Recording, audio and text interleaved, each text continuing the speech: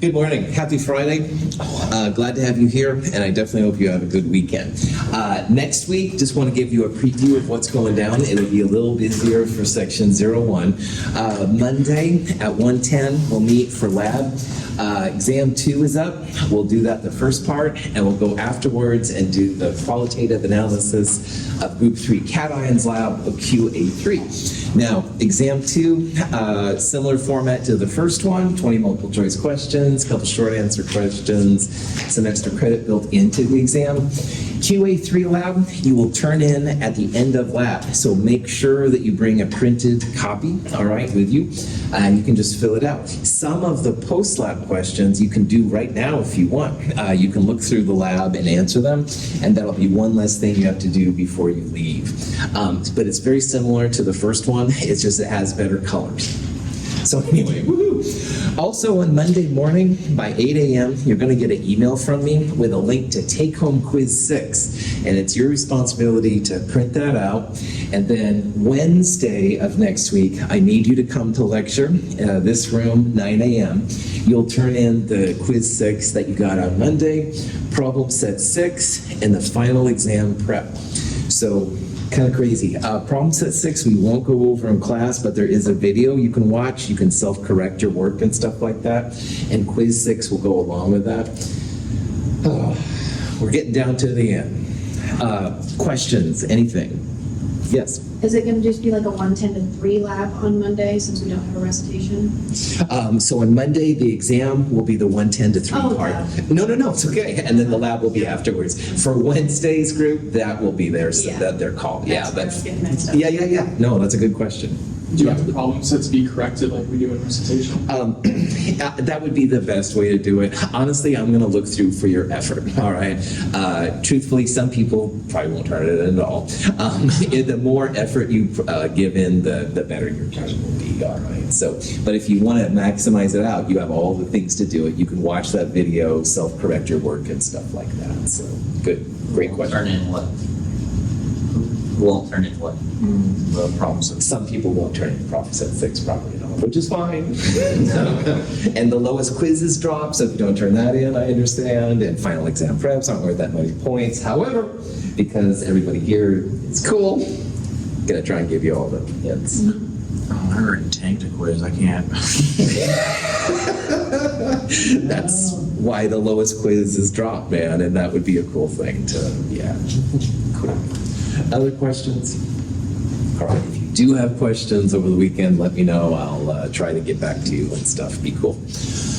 Okay, on Wednesday, we left off talking about coordination chemistry, which is really what happens when you make complex ions.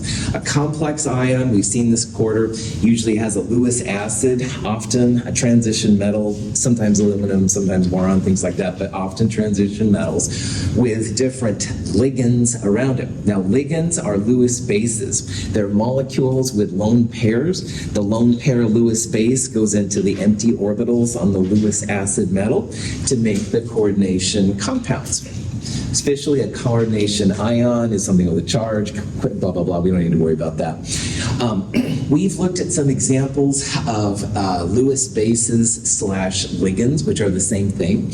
We've looked at some examples with ammonia, hydroxide, water is a common Lewis base, but there's actually quite a few of these crazy things out there.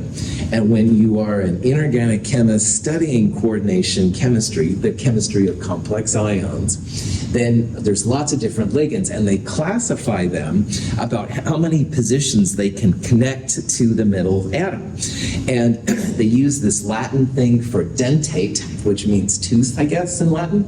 And the type, the Greek prefix in front of the dentate tells you how many places they can connect. Now, most of the ligands that we've talked about up until this chapter have been monodentate. And what that means is they essentially have one Lewis base pair that can connect to the central atom. But at the very end on Wednesday, I showed you a couple of examples of bigger molecules with more than one lone pair. So if you had more than one lone pair, they can connect from the front and the back or the left and right or something like that to connect it. So a bidentate ligand means that that is a bigger ligand where there are two lone pairs, and you can connect like two connections to the central atom. A tetradentate ligand would have 4 places to connect to the central atom. Hexadentate actually is quite a few of those around too. Those have 6 places to connect. And a polydentate just means it has multiple ones. Some of them, it depends on the pH and stuff like, and the type of metal, how many places they will connect. But polydentate certainly means 2 or more. And another term for a polydentate ligand, or actually any ligand with more than one space, is called a chelating agent. And in biology, these can be really cool if you want to take metals out of your groundwater or stuff like that. So we'll go through some examples here of monodentate ligands, which will be pretty familiar to you. And then we'll see some more exotic examples of the bidentate and polydentate ligands coming up. Questions? Cool. So monodentates are really common. We've talked about how copper, for example, makes copper 2 hydroxide, which is usually kind of a white solid. But then with water, it makes kind of a light blue color solution. And if you put ammonia with copper, it makes a really dark blue complex ion. So the complex ion will totally change properties of color and stuff like that. Both ammonia and water and hydroxide, for that matter, are examples of monodentate ligands. You can argue that all transition metals and lanthanides and actinides have at least water around them. So water is probably the most common of the monodentates. But there's a whole bunch of other ones. Ammonia, big time common. Thiocyanide, we saw in the very first lab we did in Chem 223. That was the FeSCN2+ molecule. We found the equilibrium constant. Thiocyanide was a monodentate ligand connecting to the iron. And that's what made the blood red kind of color, which, by the way, we'll see again on Monday. Nitrites, hydroxides, all of the halides, chloride, bromide, iodide, fluoride, stuff like that will do it. Definitely cyanide, which is always one to be careful with. Carbon monoxide is a common ligand, all right? Oxide itself, O2- is good. And again, anything, like if you see like lots of them around the central atom, that usually is a good sign that this is a monodentate ligand. So in both the cobalt and the iron here, these are both 6 coordinate would be the way to say it, complexes. And what that means is both the cobalt and the iron have 6 places around them, i.e. octahedral, to connect with the ligands. So in those 6 places, you have 6 ammonias in the first one, each of them monodentate, making the 6 coordinate octahedral cobalt. And the same thing here with this iron, our FeSCN2+ was just a single SCN-, but you can actually, if you do it right, have 6 thiocyanides around. So again, also octahedral, also 6 coordinate, 6 thiocyanides around it. Pretty crazy. So there's a lot of different examples and stuff where these things can pop in. Now, at the end of Wednesday, I started to tease everybody a little bit, I guess you could say, with some of these. And these are examples of bidentate ligands. So bi means 2. This would be molecules that are big enough to have 2 places to connect. And Donovan, I pretended I was like front and back. I was making like, but anyway, that would be the example and stuff like that. Use 2 places. So these will be bigger molecules than the ones we just saw. Oxalate, which comes from oxalic acid, is actually a fairly common bidentate ligand. It's in certain types of vegetables and stuff like that. The carbons are in the middle, and there's 4 oxygens around the outside. And 2 of the oxygens are able to connect to a central atom. So that OCCO part, if you will, is then big enough to make the connection. This is a real common bidentate ligand. It's called ethylene diamine, is abbreviated EN. In organic chemistry, an amine was a nitrogen with at least 1 carbon connected to it. This is a diamine. There's two nitrogens, and in the middle you have the ethylene, which usually just means two carbons kind of running around. So on this molecule, the lone pairs are on the nitrogens. Each nitrogen is able to connect to your central atom and make two pieces. And this crazy orthophenanthroline is just actually somewhat common. It's a big organic thing. I'll show you a picture here in a little bit. These would be examples of complexes with bidentate ligands.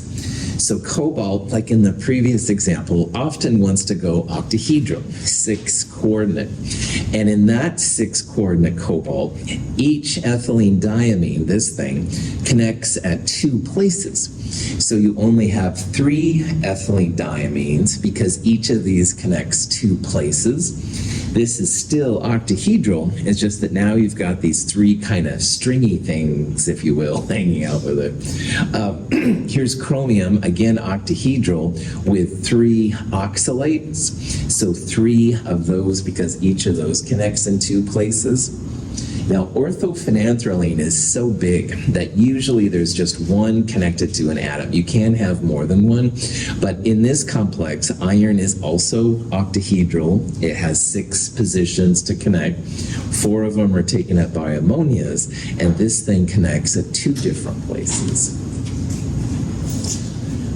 Here are some pictures of how the molecules looks like. Here's the diamine on ethylene diamine, and this part right here is, a lot of times organic chemists say that 2 carbons are ethylene anyway. That's the thing, but again, the red little stars right there show the points of connection to the central atom. Here's oxalate. Oxalic acid is H2C2O4. If you strip the hydrogens off, you end up with the oxalate ion, this thing right here. And so 2 of your oxygens have like a -1 charge on them. Those would be the positions that would connect to the metal, just like these would be right here. And then this beast is the orthophenanthroline molecule. Again, it's essentially like 3 kind of like aromatic, 3 benzene rings, roughly, except that at one of the positions on the first and the third ring, you've got a nitrogen. And again, nitrogen, like most nitrogen molecules, has a lone pair on it. Your connection would be right at these 2 spots right here. So it's not impossible to have more than one orthophenanthroline, but hopefully you can see there's just a lot more atoms. So it's a little bit more tricky, not impossible, but a little bit more tricky to have more than one of those around there. Notice these abbreviations. These are real common for these different molecules. So if you see EN, just make a note that it's ethylene diamine. Ox is oxalate ion, stuff like that. Any questions? This picture shows what's called ribbon theory, and when molecules get really big, bigger than the ones we've seen so far in Chem 221 through Chem 223 normally, a lot of times they'll use this ribbon to show all the different atoms, but kind of what they would look like.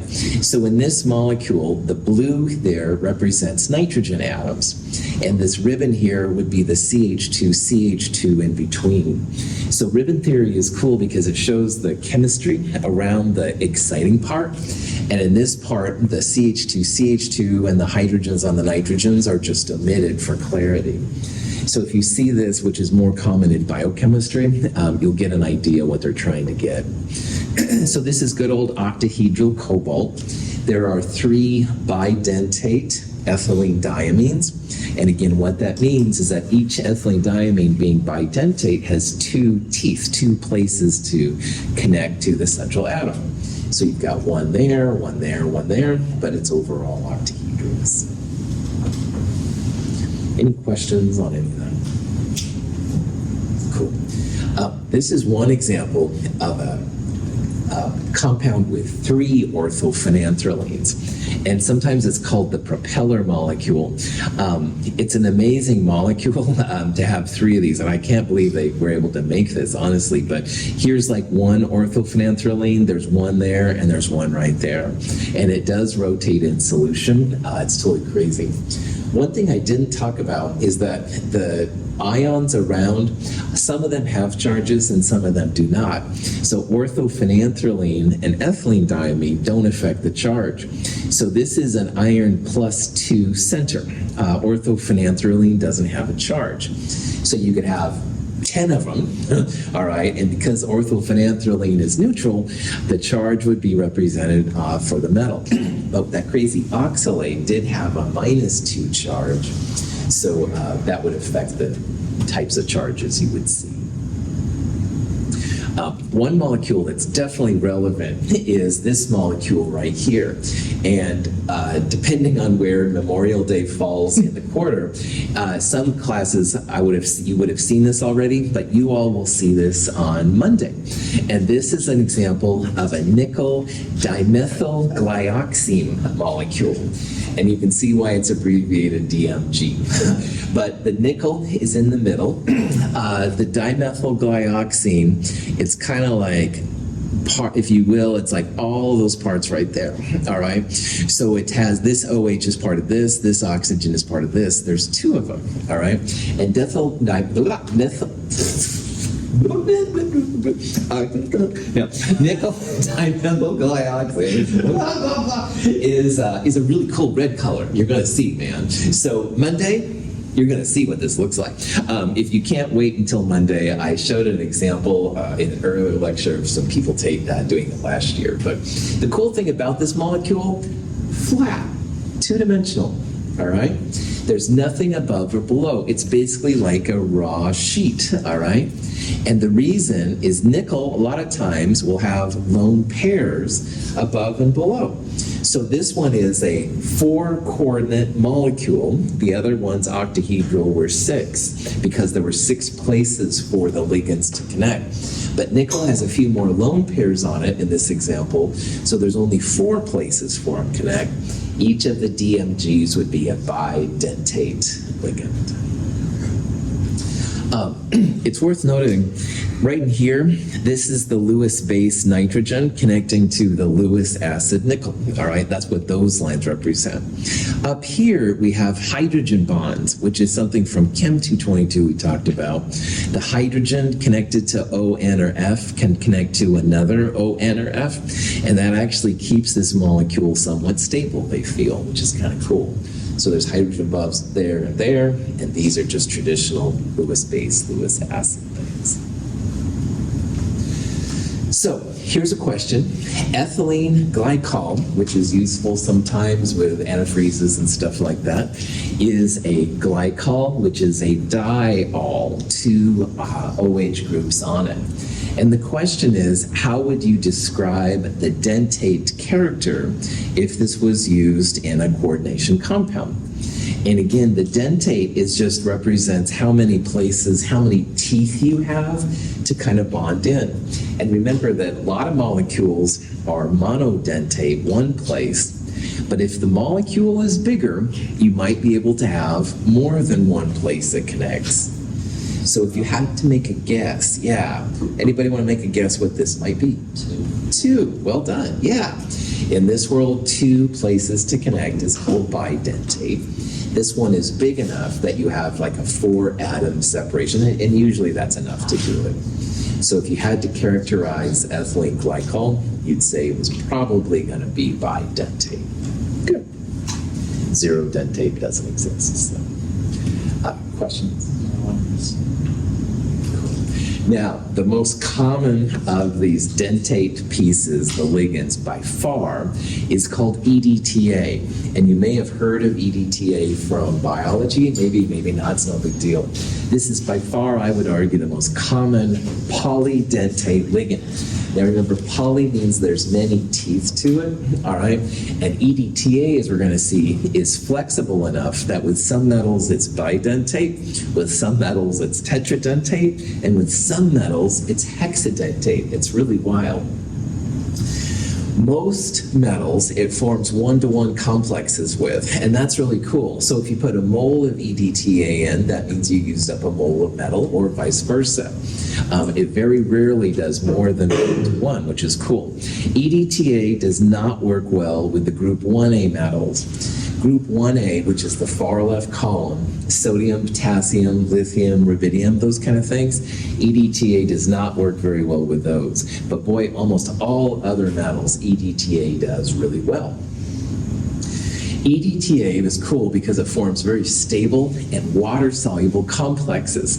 So if you want to get rid of your metals in some solution, EDTA is often really good. You add the EDTA in, it wraps itself around the metal. I'll show you that in a little bit. And then you can pull it out by differences in solubility and stuff to figure it out. When you have a one-to-one EDTA complex, they usually form right away, very high K sub F values. And again, a formation constant is just an equilibrium constant. As K gets bigger, the complex ion is more likely to form. And these are very, very high KF, so it's going to happen. It's also called what's called a primary standard. And this is something we haven't talked about that much, but a lot of chemicals, like if they sit in the shelf for a while, you have to kind of make sure how pure they are. But some compounds, like EDTA, can sit there for a long time and they're still really good. So you often can just use it right out of the bottle, all right? And as a chemist, that can be really cool because you don't have to worry about it. But the most important use of EDTA by far is from the original Blade movie. Here we go. So what's all this? Took a trip to the hospital last night. Borrowed some equipment. For your miracle cure. This is EDTA. It's an anticoagulant. We use it to treat blood clots. Now look what happens when I introduce it onto a sample of vampire blood. Take a step back. The reaction is energetic.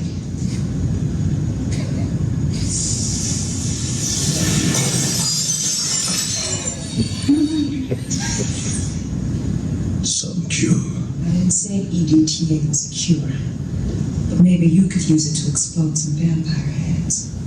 If you haven't seen the original Blade movie, I find it a very fun movie. You, by all means, don't have to appreciate any of my movie tastes. However, that's Wesley Snipes. He's really cool. He's a vampire killer and stuff like that. It's a fun movie. But anyway, in the movie, they were using EDTA to shoot into the vampires, and somehow it would go around the vampire blood and make them explode. Very, very cheesy, but yeah, science.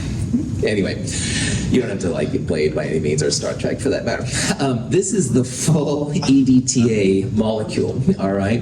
And EDTA has up to 6 places that it can wrap itself around the metal. So we saw some examples with chromium and iron. They were hexadentate. They had 6 pieces around them.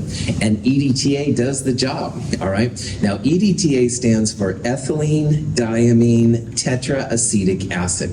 This middle part right here is the ethylene diamine. And if you remember from the ethylene diamine molecule we saw earlier, the nitrogens were the amines. There's 2 of them, so diamine. This is like the ethylene part. But the difference with EDTA is that on the end of the nitrogens, you have these acetic acid groups. Now, acetic acid is CH3, C double bond OOH, all right? And if you take the hydrogen off because it's acidic and attach it to the nitrogen, each one of these is an acetic acid group. So we're seeing right now here the basic version of EDTA, i.e. no H pluses, which is fine. If you have that version, then you've got lone pairs at each of these spots that can kind of make a connection. So there's 1, 2, 3, 4 oxygens, the nitrogens in the middle. In theory, they can wrap themselves right around and make these connections with the metals. This is an example of a cobalt with EDTA. And again, the cobalt is this thing right here. Again, the ribbons are just representing the atoms, which aren't as exciting. But the red ones are the oxygens on the acetic acid parts. The nitrogens are those amines. And you can see how literally it wraps itself around. Now, EDTA, when it's in its normal form, usually has a -4 charge. This complex has an overall -1 charge, so the cobalt makes the difference between -4, the EDTA by itself, and this thing right here. What is the charge on cobalt? Positive 3, that's right. Yep, exactly. It's the difference. If EDTA by itself, which is usually what it is, -4, and this is -1, that cobalt's giving +3 in this particular complex to make this happen. If you show all the atoms, it just gets messier, so that's why the ribbon is used a lot for these kind of displays. And again, you'll see this with biomolecules and stuff like that when it's really important to show. Cool. Here are some formation constant values, but they're so big that they're represented in logarithmic form. So log K equals, for example, here with iron 25.1. If you wanted to find the actual value of K, 10 to the power of 25.1 would give you the answer, all right? So it's a really, really big number. That's all we need to know. When iron and EDTA form, they are gangbusters all over. Even things like barium, even this is a big number too. I mean, all these numbers are really big. But again, you don't see the sodiums, potassiums, lithiums, the groups 1A. Those are, for some reason, immune to EDTA. But basically, every other metal, as far as I've ever heard, is really good. EDTA just wraps itself around and gets it out. Has anybody here used EDTA before? Yeah, really? It's in biology. Right on. Very cool. Very cool. Good. Glad. Anyway, questions on? Yeah. All right. There's lots of other chelating agents. And remember, chelating agent is just a fancy name for a polydentate ligand. And when they get bigger, they oftentimes have some flexibility as to how many teeth can connect to the central atom. This is porphine. Porphine has up to 4 spots possible. The 2 nitrogens are good to go. And if you add a little bit of base, it'll pull those hydrogens off, and you can then have those nitrogens connect as well. So there's lots and lots of different positions. Notice here that this molecule doesn't have the H's. So if you lose 2 H's, then this thing would be -2. But the molecule here with iron is an overall +3. So this would be a +3, or it's +1, excuse me. So this would be a +3 iron. The +3 and the -2 from those make the overall +1. This is one way to figure out what the charges are. Myoglobin and these kind of things in our body are also great examples of how this works out. Myoglobin, hemoglobin, all these things, they have an iron molecule, and the iron is able to connect to oxygen. So again, good old iron being a Lewis acid, oxygen being a Lewis base because it has electrons and stuff, and then basically all around it, at least in 4 parts, then you've got these crazy huge biomolecules. And again, if you go into biochemistry, you'll start to see molecules which are way beyond the things that we've looked at in these classes. So they'll use like ribbons and stuff like that to represent. But it's really cool. So breathing, important. Yeah. All right. Coordination chemistry. Don't get too excited. Here's heme, oxymyoglobin, which again is iron with some oxygen, delivers oxygen throughout our body. Now, as you know, if you're in a carbon monoxide area, you should get out of there because carbon monoxide also makes a bond with iron. And the formation constant for carbon monoxide with iron is bigger than the oxygen-iron formation constant. So when it forms, it's really hard to dislodge that carbon monoxide. And then if you don't have the iron, anyway, you can't get oxygen to your body, stuff like that. This is just a silly thing. If you've seen these crazy memes with the 3 people, all right, yeah, this guy's hanging out with oxygen, carbon monoxide. So carbon monoxide has a higher formation constant than the oxygen. This is pretty nerdy memes, yeah, my apologies, but I'm seeing some smiles, so my work is done. Okay, so knowing all this, really the most important thing I wanted to get across in this section was how to name these coordination complexes. Because wow, if you see them, they take up like the whole screen. They're really big, man. But they're easy to interpret if you understand how this works. So we're going to go into some naming of coordination compounds. Some of these things are pretty obvious, and some of them are a little bit more subtle.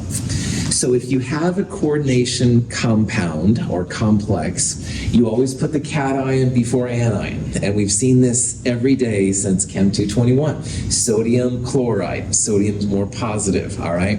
We even saw it like with organic molecules like CCl4. Carbon is more positive, so it goes first, chloride's more electronegative, stuff like that.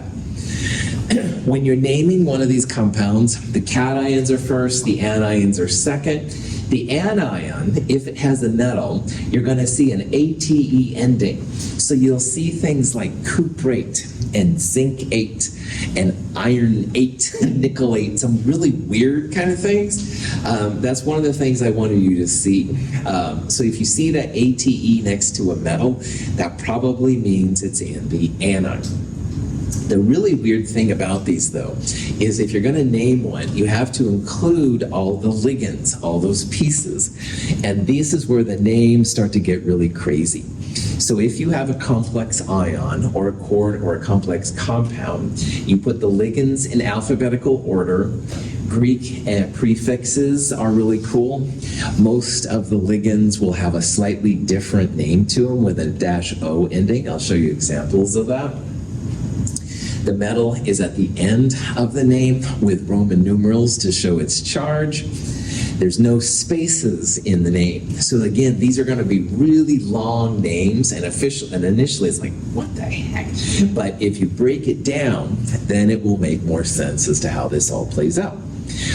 I have a handout that lists all these kind of things. So if you need some examples of how it works, I do encourage you to check it out. It's in the companion and it's online. Let's look at some examples so you can start to see what these rules mean, because I know it's kind of weird to see this. Oh, a couple more things. There's a couple of exceptions to the ligand rules. So instead of calling everything water and calling everything ammonia, if you're talking about a coordination compound, water is called aqua and ammonia is called amine. Amine with 2 M's, by the way. And these are kind of weird rules. An amine in organic chemistry has just 1 M, and that's a nitrogen compound connected to a carbon. But an amine connected to a metal is a double M, and it's a different kind of connection, which is weird. I'm sorry, I'm just the messenger here. Carbon monoxide is called a carbonyl, and in organic chemistry, a carbonyl was a carbon-oxygen double bond. We talked about those with ketones and aldehydes, carboxylic acids, but in this section, if you see carbonyl, that means it's a carbon monoxide connected to a metal. And hydroxides are called hydroxos. Also, some of the names of the ligands already have a Greek prefix in them, like ethylene diamine. Di in ethylene diamine is already a Greek prefix. And if you want to have 2 ethylene diamines, diethylene diamine sounds confusing because it sounds like diethylene and diamine, but what you mean is you want 2 ethylene diamines. So what they do if you have a ligand with a Greek prefix is they use what I call bis tris tetrachus. And I know that makes absolutely no sense, but here's an example of how that could be used. Ethylene diamine, again, already has a Greek prefix in its name. And if you wanted 2 of them, if you called it diethylene diamine, the chemist might think you had 2 ethylenes and 2 amines, which is weird. So bis parentheses ethylene diamine is what a scientist will talk to you about if there's 2 ethylene diamine groups. So we saw an example earlier with 3 ethylene diamines. You would call that tris ethylene diamine. That's a little weird, and again, I'll show you some examples of how this works out. But again, it's to prevent double Greek prefixes from showing up in the names. So if your ligand already has a Greek prefix, that's when you use bis tris tetrachus. I'm sure this is all as clear as mud, so let me again show you some examples. But before I do, any questions? Okay. A real common coordination complex ion is cobalt with 6 waters around it. Now, does water have a charge or is it neutral? Neutral. So this cobalt is positive 2. You've got 6 waters around it, but the waters don't contribute. So when you name something like this, the ligands, the water goes first, and the metal goes at the end with the Roman numeral. Water is called aqua in this world, and there are 6 of them. So this thing officially is called the hexa aqua cobalt 2 ion. And hexa is 6. The fancy name for water here is aqua. Hexa aqua. The central atom is cobalt, and it's a cobalt plus 2. On top of that, there's no anion, like there's no chloride or anything with it. So that's why it gets the ion name. So this is hexa aqua cobalt 2 ion. Any questions on that? Okay. This compound is actually an anti-cancer agent, which is still used, which is kind of cool. It's a platinum in the middle. There's ammonias left and right, and the ones here in the front are chlorines. So in this molecule, we have ammonia, and ammonia is the thing that's called the amine.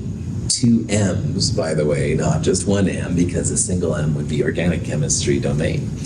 So we're going to have a di, because there's 2 of them, a diamine, because ammonia is called amine with this, just like water is called aqua. We also have in this one dichloro, all right? Chloride, and like most of the ligands, it gets an O ending. So chloride becomes chloro, bromide would become bromo, stuff like that.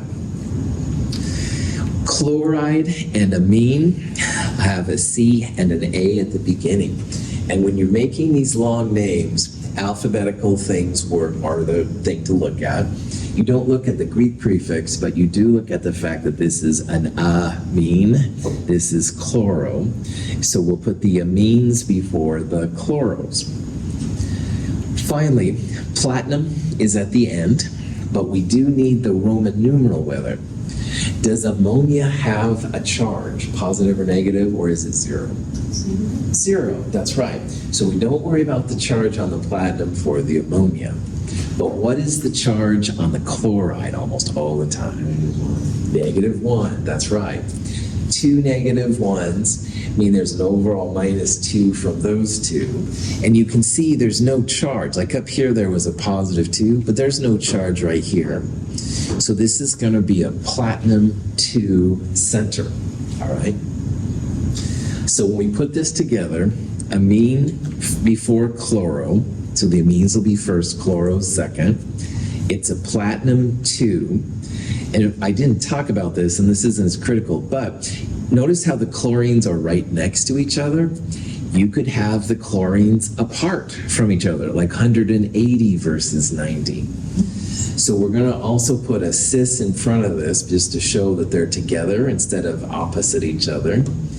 So check this out. I don't care if you know about the cis and the trans, that's not as critical, but it is official. Amine before chloro, A before C, 2 amines, 2 chloros, platinum 2 center.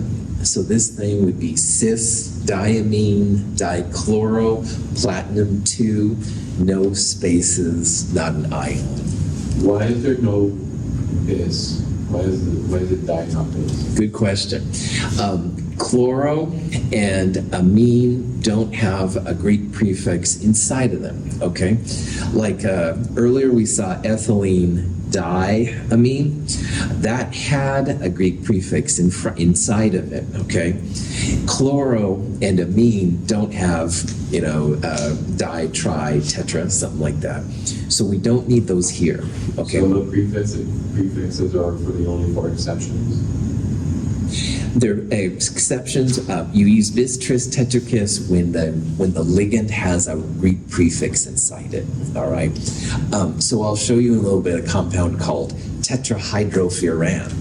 Tetra is a Greek prefix, and that's one piece. So if you had two of them, then you'd use bis parentheses tetrahydrofuran. Okay, but most of the time, at least in what we'll look at, the ligands won't have a Greek prefix, so you can just use bi or tri and stuff like that. So,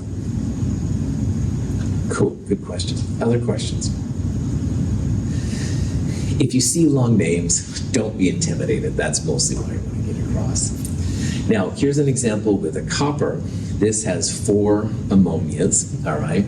Ammonia is called amine. Tetra is the Greek prefix for 4. This is copper 2+. Ammonia doesn't have a charge. Tetra, amine, copper 2.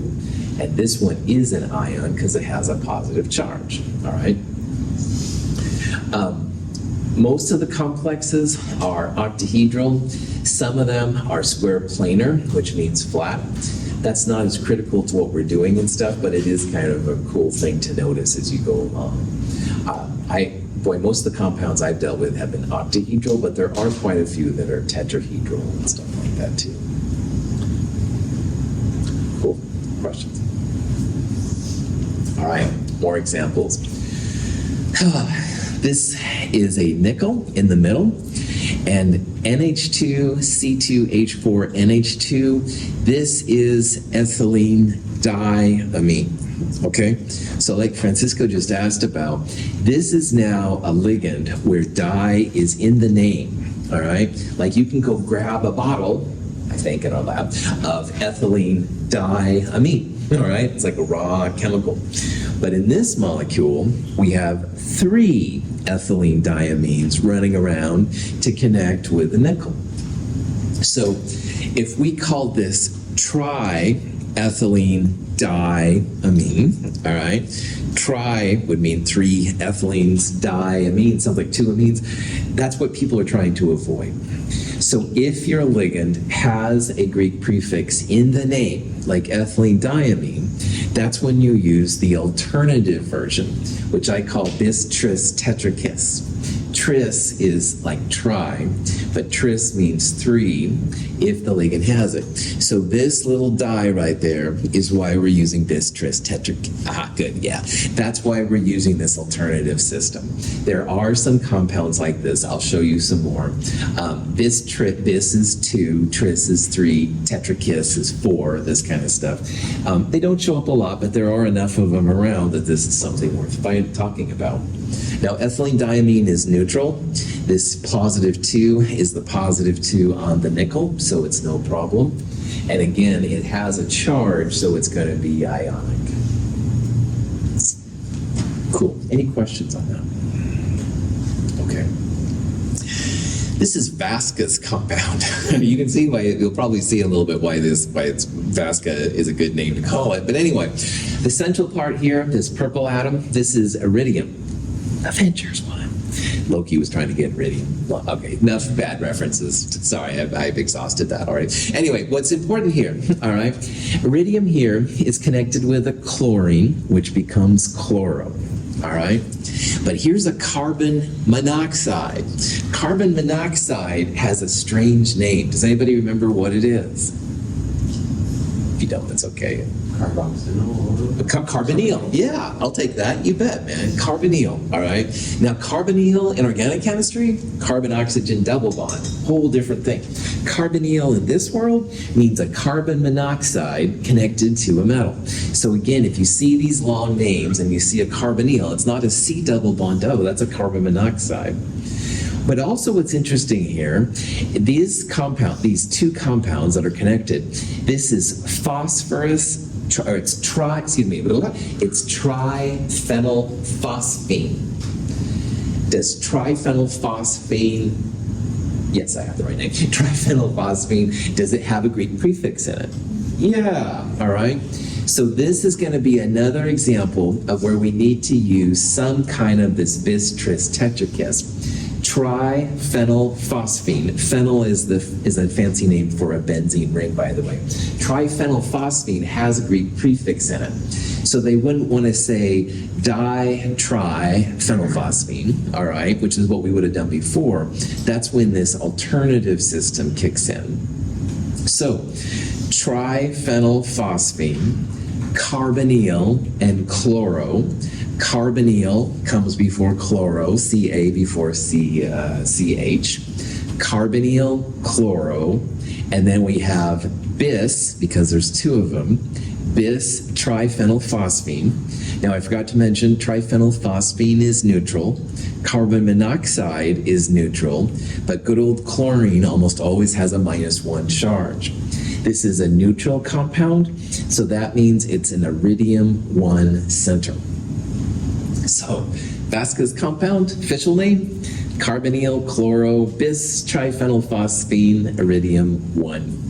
And you can probably see why they call it Vasquez compound. So, triphenylphosphine stinks to high heaven. I don't recommend you ever use it. I did, and oh my gosh. Anyway, that's neither here nor there. Anyway, questions on? So let's name this compound, all right? So this is another kind of compound you might see, and you can now have the tools to figure out how to name it. So we have chlorides and we have ammonia, and the first thing you have to do is figure out alphabetically which comes first, all right? What is ammonia called in this kind of nomenclature? Amine, that's right. So it's amine, and that A becomes before chloro, all right? So we have two of them. So that'll be a diamine, because there's two ammonias. Dichloro, because there's two chloros. Diamine, dichloro, then nickel. But you also have to figure out what the charge is, because transition metals, people don't know what they are. They're variable charge metals, all right? Does ammonia have a charge on it? No, ammonia's neutral and stuff, no problem.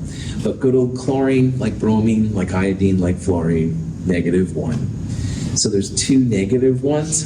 That means this is a nickel 2 center, because there's no net charge. So you put all this together, diamine, dichloro, nickel 2. Again, the nickel came from the fact that chlorine is -1. All the halides -1, group 2A almost always -2, those kind of things. Excuse me. Ammonia is neutral, C, carbon monoxide is neutral, water is neutral, but chloride, bromide, iodide, those kind of things will have a charge. Any questions on that? Okay, so here are just some more examples just to show you how wild these names can get. Notice this one has a square brackets and chlorides on the outside. This is similar to if you had like MgCl2. And in Chem 221, we would have called that magnesium space chloride. So these chlorides will be after the long name, all right? They're just there to make the compound neutral. What we can do, though, is figure out what this name is going to be. And like on the last example, amine ammonia comes before chlorine, all right? So this will be a pentaamine, because there's 5 of them, chloro, because there's chloro, cobalt. But we also need to figure out the Roman numeral on the crazy cobalt. And in this molecule, there's 1 inside and 2 on the outside to make it neutral. Each of those chlorines is -1. That's a cobalt +3. So if you put this all together, pentaamine, 5 ammonias, chloro, cobalt 3 chloride would be the name. So notice that the complex ion is in square brackets. Everything outside has a space following it, which is totally fine. This is similar to like magnesium chloride, stuff like that. So. Questions on that? Yeah. So there is a space then between the chloride and the rest of that name? Yes. This chloride, Rory, is on the complex ion. Yeah. So that's this part right here. But if it's outside of the brackets, then you bet there's a space. Yep. Excellent. Excellent. Now, here's an example of having a metal in the anion. So just like Roy just asked about, a space goes between the cation, this beast, and the anion. Now this thing has potassium on the outside. So this thing will have potassium followed by a space, and then we're going to put this crazy thing here. Now cyanide becomes cyano, and when the metal's part of the anion, cadmium becomes cadmate. So cyanide's -1, potassium is +1. You put all that together. This is potassium space tetracyano cadmate 2. So let's check this out. Magnesium chloride has a space between it, cation and anion. Here we're putting a space between the cation and the anion too. The cation is just potassium. Tetracyano, 4 cyanides. Cyanides turned into cyano. It's a cadmium 2, +2 from the potassiums, +2 from the cadmium, cancels the -4 from the cyanides. But we turned the metal into ATE because it's part of the anion. So this thing is potassium tetracyano-cadmate 2. What's really wild about these, and I'll stop here, but anyway, you could have this complex ion as the cation in square brackets, and this would be the anion in square brackets. And you'd put a space between them and stuff as you need to. So, Okay, I see. All right. cool. Questions? All right, this is a good place to stop. Thank you for being here. We'll tackle this more on Monday. Have a wonderful week.